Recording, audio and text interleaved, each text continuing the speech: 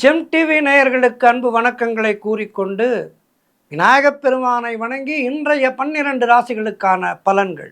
இன்று 18/5/2025 வைகாசி மாதம் 4ஆம் நாள் விஸ்வாவசு வருடம் அற்புதமான ஞாயிற்றுக்கிழமை நல்ல நாள். இன்றைய ஆதிக்க கிரகம் சூரிய பகவான். இன்று நாம் வழிபட வேண்டிய தெய்வம் சூரிய பகவானை வழிபட வேண்டும். இன்றைய விசேஷம் நல்ல சுபமுகூர்த்த நாள். திருவோண நட்சத்திரம் வருகின்றது. இன்றைய நாளிலே திருவோண நட்சத்திரம் பெருமாளுடைய நட்சத்திரம். ஆகவே இன்றைய நாளிலே சூரிய பகவான் வழிபாடும் பெருமாள் வழிபாடும் செய்ய வேண்டும். விஷ்ணு சகஸ்ரநாமம் ஆதித்ய ஹிருதயம் பாராயணம் செய்ய வேண்டும் அல்லது கேட்க வேண்டும். சூரிய காயத்ரி சொல்ல வேண்டும். விஷ்ணு சகஸ்ரநாமத்திலிருந்து ஒரு சில வார்த்தைகளை பாராயணம் செய்ய வேண்டும். விஷ்ணு சகஸ்ரநாமம் முழுவதும் பாராயணம் செய்தால் மிகவும் நல்லது. அல்லது விஷ்ணு சகஸ்ரநாமம் கேளுங்கள். இன்றைய நாளிலே இன்றைய சூரிய உதயம் காலை 5:43 சூரிய அஸ்தமனம் மாலை 6:27 இன்றைய நல்ல நேரம் காலை 7:30 முதல் காலை 8:30 வரை, மதியம் 3:30 முதல் மாலை 4:30 வரை. இன்றைய ராகு காலம் மாலை 4:30 முதல் மாலை 6 வரை. யமகண்டம் மதியம் 12 முதல் மதியம் 1:30 வரை.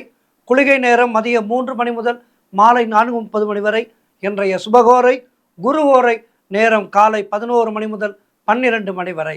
இன்றைய நட்சத்திரம் இன்று மாலை 4:17 வரை உத்திராடம். அதன் பின்பு திருவோண நட்சத்திரம் வருகின்றது. இன்றைய திதி இன்று அதிகாலை 3:33 பிறகு தேய்விரை சஷ்டி. இன்றைய சந்திராட்டம நட்சத்திரம் இன்று மாலை 4:17 வரை மிருகசீரிஷம் நட்சத்திரத்துக்கு சந்திராட்டமம். அதன் பின்பு திருவாதிரை நட்சத்திரத்துக்கு சந்திராட்டமம். கவனமாக இருக்க வேண்டும். அடுத்து நாம் காண இருப்பது மேஷம் முதல் மீனம் வரை உள்ள 12 ராசிகளுக்கான பலன்களை. மேஷ ராசி அன்பர்களே, இன்று சந்திரன் உங்கள் ராசிக்கு 10ஆம் இடத்திலே இருக்கின்றார். உங்களுடைய ராசி அதிபதி செவ்வாய் ராசிக்கு 4ஆம் இடத்திலே இருக்கின்றார். ஆகவே உங்களுக்கு பெயரும் புகழும் கிடைக்கக்கூடிய நல்ல நாள். குழந்தை பாக்கியம் அதற்காக காத்திருக்கின்ற தம்பதிகளுக்கு சத்சந்தான பிராப்தி உண்டாகும். தாய் வழி சொந்தங்களின் உதவிகள் எல்லாம் கிடைத்து மகிழ்ச்சியை ஏற்படுத்தும். கடன் தொல்லைகள் முற்றிலுமாக விலகுவதற்கு வழி கிடைக்கும். மனக்குழப்பங்கள் தீர்ந்து மனதிலே தெளிவு உண்டாகும். உங்களுடைய முயற்சிகள் எல்லாம் வெற்றி பெறும். தொழிலிலே நல்ல முன்னேற்றம் ஏற்படும். திருமணம் போன்ற சுபகாரிய பேச்சுவார்த்தைகள் இனிதே முடியும். உத்தியோக மாற்றம் ஒரு சிலருக்கு உண்டாகும். எதிர்பார்த்த விஷயங்கள் எல்லாம் நல்லபடியாக நடக்கும். பொருளாதாரம் திருப்திகரமாக இருக்கும். உடல் ஆரோக்கியம் நன்றாக இருக்கும். மொத்தத்தில் இன்றைய நாள் எல்லா வகையிலும் சிறப்பான நாள். சூரிய பகவானை வணங்குங்கள், பெருமாள் வழிபாடு செய்யுங்கள். வாழ்த்துக்கள். ரிஷபராசி அன்பர்களே, இன்று சந்திரன் உங்கள் ராசிக்கு 9ஆம் இடத்திலே இருக்கின்றார். உங்களுடைய ராசி அதிபதி சுக்கிரன் ராசிக்கு 11ஆம் இடத்திலே இருக்கின்றார். ஆகவே இன்றைய நாளிலே வீடு வண்டி வாகன மாற்றம் ஒரு சிலருக்கு உண்டாகும். உடல் ஆரோக்கியம் சிறப்பாக இருக்கும். தொழிலிலே நல்ல லாபம் ஏற்படும். செய்தொழில் செய்பவர்களுக்கு அதிலே நல்ல லாபம் வருகின்ற நாள். அலுவலகத்திலே வேலை பார்ப்பவர்களுக்கு புதிய வாய்ப்புகள் வெற்றியை தரும். நீங்கள் நினைத்தது அனைத்தும் நல்லபடியாக நடக்கக்கூடிய நல்ல நாளாக இருக்கின்றது. கடன் பிரச்சனைகள் தீர்வதற்கான வழி கிடைக்கும். ஒரு சிலருக்கு குழந்தை பாக்கியம் உண்டாகும். புதிய தொழில் தொடங்கும் முயற்சிகள் பெரும் வெற்றியை பெறும். காரிய தடைகள் எல்லாம் விலகி காரியத்திலே வெற்றி உண்டாகும். உத்தியோக உயர்வு, பதவி உயர்வு, இடமாற்றம் போன்றவை கிடைக்கும். எதிர்பார்த்த விஷயங்கள் எல்லாம் நல்லபடியாக நடக்கும். திருமணம் போன்ற சுபகாரிய பேச்சுவார்த்தைகள் கைகூடி வரும். நண்பர்கள் உறவினர்களால் நல்ல ஆதாயம் உண்டாகும். சிறப்பான நாள் இது. சூரிய பகவானை வணங்குங்கள். மாலையிலே பெருமாள் வழிபாடு செய்யுங்கள். வாழ்த்துக்கள். மிதுன ராசி அன்பர்களே, இன்று சந்திரன் உங்கள் ராசிக்கு 8ஆம் இடத்திலே இருக்கின்றார். உங்களுடைய ராசி அதிபதி புதன் ராசிக்கு 12ஆம் இடத்திலே இருக்கின்றார். இன்று சந்திராட்டமும் உங்களுக்கு என்றாலும் மனக்குழப்பத்தையும் பதற்றத்தையும் தவிர்த்து கொள்ளுங்கள். யாருக்கும் கடன் கொடுக்காதீர்கள். நீங்களும் கடன் வாங்காதீர்கள். தேவையில்லாத பயத்தை தவிர்த்து கொள்ளுங்கள். ராம நாமத்தை சொல்லிக்கொண்டே இருங்கள். உடல் ஆரோக்கியத்திலே மிகுந்த கவனம் தேவை. குலதெய்வ வழிபாடு மன அமைதியை தரும். கூட்டுத் தொழிலிலே புதிய முதலீடுகளை புதிய முயற்சிகளை தவிர்க்க வேண்டிய நாள். புதிதாக கடன் வாங்காதீர்கள். நீங்களும் கடன் கொடுக்காதீர்கள். கணவன் மனைவிக்குள் சண்டை சச்சரவுகள் ஏற்பட்டு விலகும். மற்றவரை பற்றி எதுவும் பேசாதீர்கள். கோபத்தை முற்றிலுமாக தவிர்த்து கொள்ளுங்கள். மௌனத்தை கடைபிடியுங்கள். அலுவலகத்திலே வேலை பளு அதிகமாக இருக்கும். எதிலும் எச்சரிக்கையுடனும் நிதானத்துடனும் செயல்பட வேண்டிய நாள் இன்றைய நாள். ஆகவே இன்றைய நாளிலே சகஸ்ரநாமம் கேளுங்கள், ஆதித்ய ஹிருதயம் கேளுங்கள், சிவபுராணம் பாராயணம் செய்யுங்கள், கோளறுபதிகம் பாராயணம் செய்யுங்கள். வாழ்த்து. கடகராசி அன்பர்களே, இன்று சந்திரன் உங்கள் ராசிக்கு 7ஆம் இடத்திலே இருக்கின்றார். உங்களுடைய கூட்டு தொழிலிலே அதனால் நல்ல லாபம் ஏற்படும். திருமணம் நிச்சயமாகும். திருமணத்துக்காக காத்திருக்கின்ற வரன்களுக்கு திருமணம் நிச்சயமாகும். நீங்கள் செய்கின்ற முயற்சிகளிலெல்லாம் பெரும் வெற்றி உண்டாகின்ற நல்ல நாள். கணவன் மனைவி உறவு நல்லபடியாக இருக்கும். கணவன் மனைவி உறவிலே பிரச்சனைகள், இதுவரை இருந்த பிரச்சனைகள் எல்லாம் தீர்ந்து மனம் சந்தோஷமாக இருக்கும். புதிய வேலை தேடிக்கொண்டிருப்பவர்களுக்கு நல்ல வேலை கிடைக்கும். சுப காரியங்கள் நடக்கக்கூடிய நல்ல நாள். வீடு வண்டி வாகன யோகம் உண்டாகும். செய்கின்ற செயலிலே பெயரும் புகழும் கிடைக்கும். அலுவலகத்திலே வேலை பார்ப்பவர்களுக்கு சம்பள உயர்வு, பதவி உயர்வு போன்றவை கிடைக்கும். நண்பர்கள் உறவினர்கள் மூலம் நல்ல அனுகூலம் உண்டாகும். புதிய தொழில் முயற்சிகள் எல்லாம் பெரும் வெற்றியை தரும். மொத்தத்தில் இன்றைய நாள் மிக மிக சிறப்பான நாளாக இருக்கின்றது. மேலும் வெற்றிகளை பெறுவதற்கு என்ன செய்ய வேண்டும்? பெருமாள் வழிபாடு செய்ய வேண்டும். சூரிய பகவானை வணங்க வேண்டும். இன்றைய நாளிலே வாழ்த்துக்கள். சிம்ம ராசி அன்பர்களே, இன்று சந்திரன் உங்கள் ராசிக்கு 6ஆம் இடத்திலே இருக்கின்றார். உங்களுடைய ராசி அதிபதி சூரியன் ராசிக்கு 10ஆம் இடத்திலே இருக்கின்றார். ஆகவே இன்றைய நாளிலே உங்களுக்கு காரிய தடைகள் ஏற்பட்டு விலகும். அலுவலகத்திலே வீண் வாதங்களை எல்லாம் தவிர்த்து கொள்ள வேண்டிய நாள். கூட்டு தொழில் செய்பவர்களுக்கு மன வருத்தங்கள் அதிகமாக உண்டாகும். உடல் ஆரோக்கியத்திலே எச்சரிக்கையாக இருக்க வேண்டும். குடும்பத்திலே கணவன் மனைவிக்குள் சண்டை சச்சரவுகள் ஏற்பட்டு விலகும். நண்பர்கள் உறவினர்கள் மூலம் அனுகூலம் உண்டாகும். திருமணம் போன்ற சுபகாரிய பேச்சுவார்த்தைகள் சற்று தாமதமாகும். அலுவலகத்திலே பணிச்சுமை அதிகமாக இருக்கும். தொழில் மற்றும் வியாபாரத்திற்காக புதிய முதலீடுகளை தவிர்க்க வேண்டிய நாள். தேவையில்லாத செலவுகள் எல்லாம் ஏற்படும். ஆகவே இன்றைய நாளிலே கவனமாக இருங்கள். மௌனத்தை கடைபிடியுங்கள். கோபத்தை குறைத்து கொள்ளுங்கள். சூரிய பகவானை வழிபாடு செய்யுங்கள். பெருமாள் வழிபாடு செய்யுங்கள். வாழ்த்துக்கள். கன்னிராசி அன்பர்களே, இன்று சந்திரன் உங்கள் ராசிக்கு 5ஆம் இடத்திலே இருக்கின்றார். உங்களுடைய ராசி அதிபதி புதன் ராசிக்கு 9ஆம் இடத்திலே இருக்கின்றார். ஆகவே என்ன நடக்கும்? குழந்தைகளால் மகிழ்ச்சி உண்டாகும். தொழில் மற்றும் வியாபாரத்திலே நல்ல லாபம் உண்டாகும். நண்பர்கள் மூலம் அனுகூலம் உண்டாகும். சுப காரியங்கள் கைகூடி வரும். ஒரு சிலருக்கு புதிய வேலை வாய்ப்புகள் உண்டாகும். கடன் பிரச்சனைகள் தீர்வுக்கு வரும். பதவி உயர்வோடு வேலை மாற்றம் ஒரு சிலருக்கு ஏற்படும். உங்களுடைய பழைய பாக்கிகள் எல்லாம் வசூலாகின்ற நாள். உழைப்புக்கு ஏற்ற ஊதியம் கிடைக்கும். திருமண பேச்சுவார்த்தைகள் சுபமாக முடியும். திடீர் பணவரவு உண்டாகும். சுபவிரயங்கள் ஏற்படக்கூடிய நல்ல நாள். கணவன் மனைவிடையே நல்ல ஒற்றுமை ஏற்படும் சிறப்பான நாள் இது.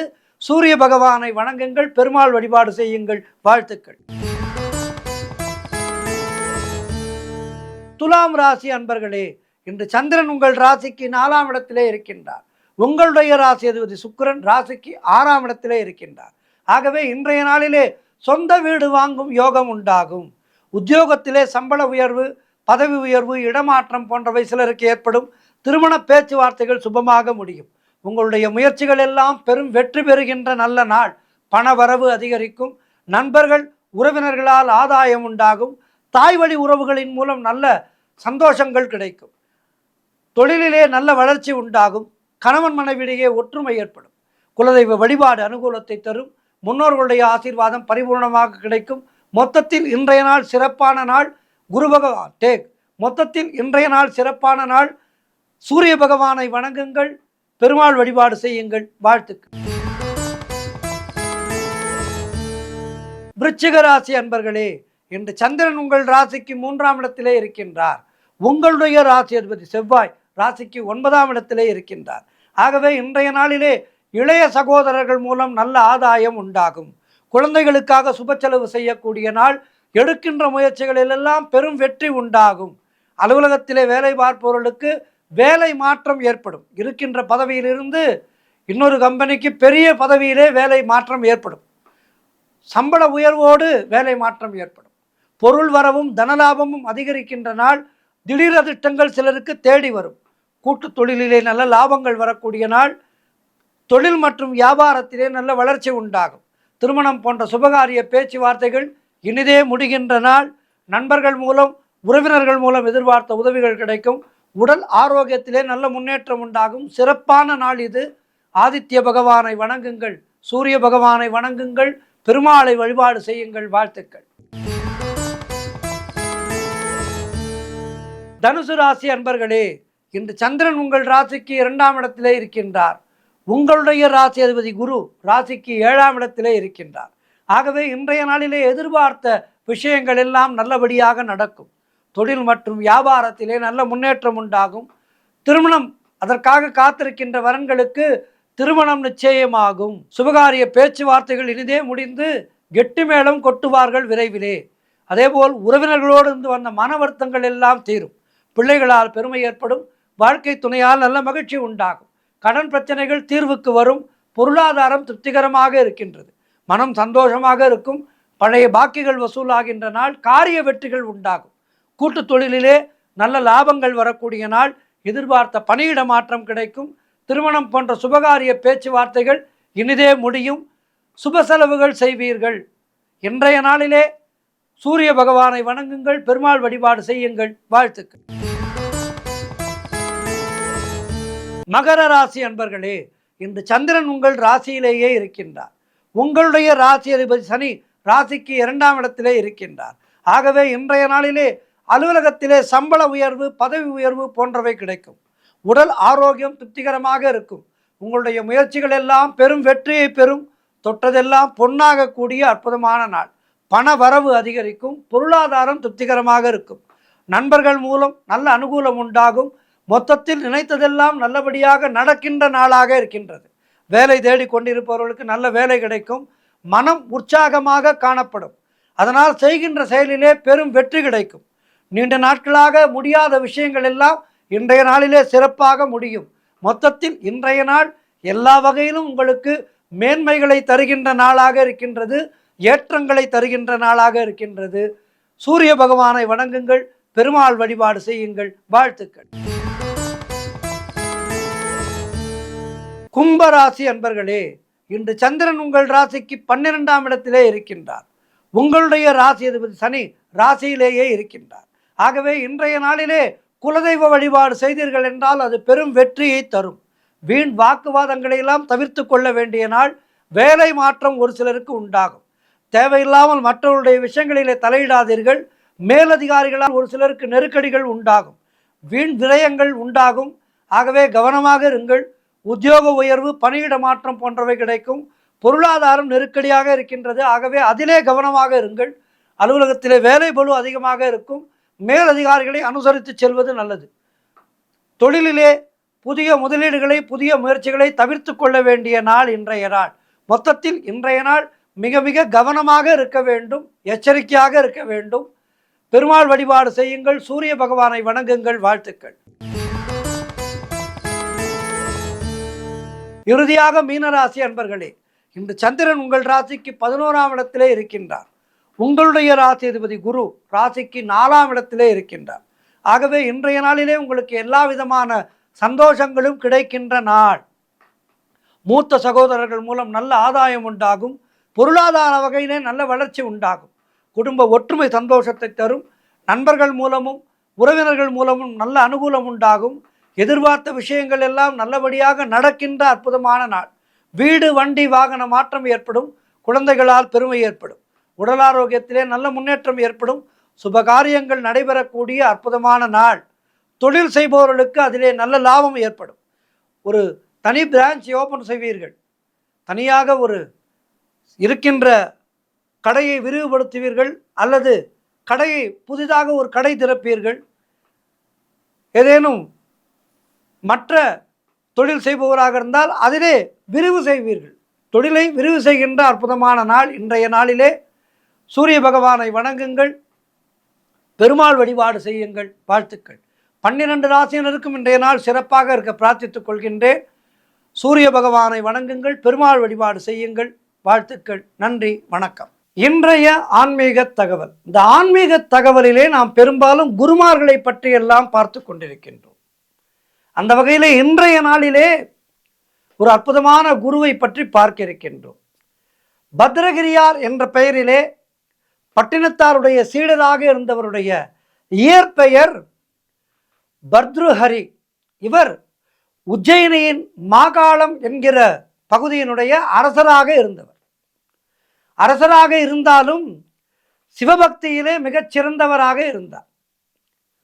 ஒரு நாள் அவருடைய அரண்மனையிலே புகுந்த திருடர்கள் விலை உயர்ந்த ஆபரணங்களை எல்லாம் கொள்ளையடித்து சென்று விட்டனர். செல்லும் வழியிலே இருந்த ஒரு கோவிலிலே, விநாயகர் கோவில் அது, அந்த கோவிலிலே தாங்கள் கொள்ளையடித்து வந்த ஆபரணங்களிலே ஒரு மாணிக்க மாலையை விநாயகருக்கு காணிக்கையாக வீசிவிட்டு சென்று விட்டனர். அதாவது பாவம் செய்துவிட்டு அந்த பாவத்திலே பங்கை கடவுளுக்கு கொடுத்தார்கள். விநாயகப் பெருமான் அந்த ஆலயத்திலே, விநாயகர் கோவிலிலே விநாயகருக்கு இந்த மாணிக்க மாலையை வீசிவிட்டு சென்று விட்டனர். அந்த மாணிக்க மாலை இவர்கள் வீசிய வேகத்திலே விநாயகர் கழுத்திலே விழுவதற்கு பதிலாக அந்த ஆலயத்திலே நிட்டையிலே அமர்ந்திருந்த பட்டினத்தாருடைய கழுத்திலே வந்து விழுந்து விட்டது. விழுந்ததும் கொள்ளை போன செய்தியை அறிந்த பத்ருஹரி வீரர்களை நாலா பக்கமும் அனுப்பி தேடச் சொன்னார். திருடர்களை தேடச் சொன்னார். வீரர்களும் தேடிக்கொண்டு வந்தார்கள். வீரர்களுடைய பார்வையிலே கோவிலிலே நிட்டையிலே இருந்த பட்டினத்தாரையும் அவர் கழுத்திலே இருந்த மாணிக்க மாலையையும் பார்த்து அவர்தான் திருடன் என்று நினைத்து கைது செய்து அழைத்து சென்று விட்டனர். பத்ருஹரியும் தீர விசாரிக்காமல் பட்டினத்தாரை கடுவில் ஏற்றும்படி உத்தரவிட்டு விட்டார். வீரர்கள் பட்டினத்தாரை கழுமரத்தின் அருகே கொண்டு சென்றனர். அப்போது பட்டினத்தார் இந்த பாடலை பாடினார். என் செயலாவது ஒன்றுமில்லை. இந்த பாடல் மிக அருமையான பாடல். இந்த பாடல் அனைத்தும் உன் செயலே என்று உணரப்பெற்றேன் என்று சொல்வார். அற்புதமான பாடல் இந்த பாடல். அந்த பாடலை அங்கே கழுமரத்தில் ஏற்றுவதற்கு முன்பாக பாடினார். பட்டினத்தார் மிகச்சிறந்த ஞானி. பட்டினத்தாருடைய அவர் இங்கு திருவொற்றியூரிலே தான் ஜீவசமாதி அடைந்தார். இந்த என் செயலாவது ஒன்றுமில்லை என்று தொடங்கும் இந்த பாடலை பாடியதும் இவருக்கு தண்டனை கொடுப்பதற்காக வைத்திருந்த அந்த கழுமரமானது தீப்பற்றி எரிந்தது. இதனை கேள்விப்பட்டுவிட்ட பத்ருஹரி ஓடோடி வந்து பட்டினத்தாருடைய பாதங்களை பணிந்து, தெரியாமல் செய்துவிட்டேன், அறியாமல் செய்துவிட்டேன், தாங்கள் ஞானி என்பதை அறியாமல் உணராமல் தவறு செய்துவிட்டேன், எனக்கு தீட்சை கொடுத்து என்னை சீடராக ஏற்றுக்கொள்ளுங்கள் என்று பிரார்த்தித்தார். பத்ருஹரியினுடைய மனப்பக்குவத்தை உணர்ந்த பட்டினத்தார் அவருக்கு தீட்சை வழங்கினார். அவரே பின்னாளிலே பத்ரகிரியார் என பெயர் பெற்றார். குருவினுடைய கட்டளைப்படி திருவிடைமருதூர் வந்து துறவு வாழ்க்கையை மேற்கொண்டார் பத்ரகிரியார். மகாலிங்கேஸ்வரர் கோவிலிலே மேற்கு கோபுர வாசலிலே இருந்து கொண்டு தினமும் பிச்சை ஏற்று குருவுக்கு சமர்ப்பித்த பிறகே தான் உண்டு வந்தார். மிகப்பெரிய அரசராக இருந்தவர். ஆனால் துறவேற்று கொண்ட பின் இப்படி வாழ்ந்து வந்தார்.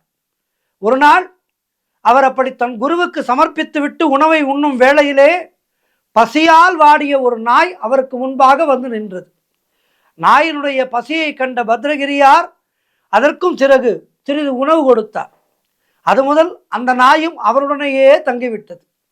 அந்த நாய் முற்பிறப்பிலே ஒரு விலைமகளாக இருந்தவள். தான் செய்த பாவங்களின் பலனாக இந்த பிறவிலே நாயாக பிறந்திருக்கின்றார். பத்ரகிரியார் அந்த நாயை பாதுகாத்து வந்தார். இந்த நிலையிலே பட்டினத்தார் திருவிடைமருதூர் கோவிலை அடைந்து கிழக்கு கோபுர வாசலிலே அமர்ந்து சிவபெருமானை தியானித்தபடி இருந்தார். ஒரு நாள் பட்டினத்தாருடைய பூர்வாசிரம பிள்ளையான மருதவாணன் ஓர் ஏழை வடிவம் கொண்டு பட்டினத்தாரிடம் பிச்சை கேட்க வந்தார். அதற்கு பட்டினத்தார் மேலை கோபுர வாசலிலே ஓர் குடும்பஸ்தன் இருக்கின்றான், அங்கே செல்வாய் என கூறி அந்த குழந்தையை அனுப்பினார். மருதவாணன் என்பது யார் என்றால் சிவபெருமான் தான் பட்டினத்தாருக்கு மருதவாணராக பிறந்து வளர்ந்து வந்தார். ஆக சிவபெருமான் இவரை சோதிப்பதற்காக வர அவரை மேலை கோபுர வாசலிலே இருக்கின்ற குடும்பஸ்தனிடம் இருக்கின்றான், அங்கே செல்வாய் என கூறி அனுப்பினார் பட்டினத்தார். மருதவாணனும் மேற்கு கோபுரத்துக்கு சென்று அங்கிருந்த பத்ரகிரியாரிடம், ஐயா எனக்கு பசியாக இருக்கின்றது, கிழக்கு கோபுரத்திலே இருந்த ஒருவரிடம் பசிக்கு அன்னம் கேட்டபோது அவர் மேற்கு கோபுரத்திலே ஒரு குடும்பஸ்தன் இருப்பதாக சொல்லி என்னை இங்கே உங்களிடம் அனுப்பினார் என்று கூறினார். உடனே பதறி போனார் பத்ரகிரியார். ஐயோ, இந்த பிச்சை எடுக்கும் ஓடும் நாயும் என்னை குடும்பஸ்தனாக ஆக்கிவிட்டதே என வருந்தி பிச்சையோட்டை நாயின் தலைமேல் விட்டறிந்தார். அது நாயினுடைய தலையிலே பட அந்த நாய் வேகம் தாங்காமல் இறந்து போனது. பத்ரகிரியாரின் தொடர்பு காரணமாக அந்த நாய் அடுத்த பிறவியிலே காசி அரசனுக்கு பெண்ணாக பிறந்தாள். அவளுக்கு திருமண பருவம் வந்ததும் அரசன் வரம் தேட முயன்ற போது, அப்பா, நான் யாருக்கும் உரியவள் அல்ல, திருவிடைமருதூர் கோவிலின் மேற்கு கோபுர வாசலிலே அமர்ந்திருக்கின்ற தவ முனிவருக்கே உரியவள் என்று கூறினார். அரசரும் பெண்ணினுடைய மன உறுதியை கண்டு திருவிடைமருதூருக்கு அழைத்து சென்றார். பத்ரகிரியாரை கண்டு வணங்கிய அரசகுமாரி, தங்களின் அடிநாய் வந்திருக்கின்றேன், என்னை ஏற்றுக்கொள்ளுங்கள் என்று வேண்டினார். பத்ரகிரியார் அவளை அழைத்து கொண்டு கிழக்கு கோபுரத்துக்கு வந்து தம்மை ஆட்கொண்ட பட்டினத்தாரிடம், குருவினுடைய எச்சில் உண்ட நாய்க்கு இழிவிரவி எய்தலாமா, எங்களுக்கு முக்தி நிலை கிடையாதா என்று கேட்டார். உடனே பட்டினத்தார் எல்லாமே சிவன் செயல் என கூறி சிவபெருமானை தியானம் செய்தார். அப்போது அங்கே தோன்றிய பேரொளியானது பத்ரகிரியாரையும் அரசகுமாரியையும் தன்னுள்ளே ஐக்கியப்படுத்தி கொண்டு மறைந்தது. ஆங்காரம் உள்ளடக்கிய ஐம்புலனை சுட்டறுத்து தூங்காமல் தூங்கி சுகம் பெறுவது எக்காலம் என்பது போன்ற எண்ணற்ற பாடல்களை பத்ரகிரியார் பாடியிருக்கின்றார். இப்படிப்பட்ட குருமார்கள் எல்லாம் வாழ்ந்த ஆன்மீக பூமி இந்த பூமி. இந்த குருமார்களை எல்லாம் நினைத்தாலே நமக்கு புண்ணியம், அடுத்த பிறவி சிறப்பான பிறவியாக நமக்கு அமையும். ஆகவே இந்த குருமார்களை எல்லாம் வணங்கி வாழ்க்கையிலே ஆன்மீகம் என்கின்ற அற்புதமான பாதையிலே செல்வோம். எல்லா வளமும் நலமும் பெற்று வாழ்வாங்கு வாழ்வோம். நன்றி, வணக்கம்.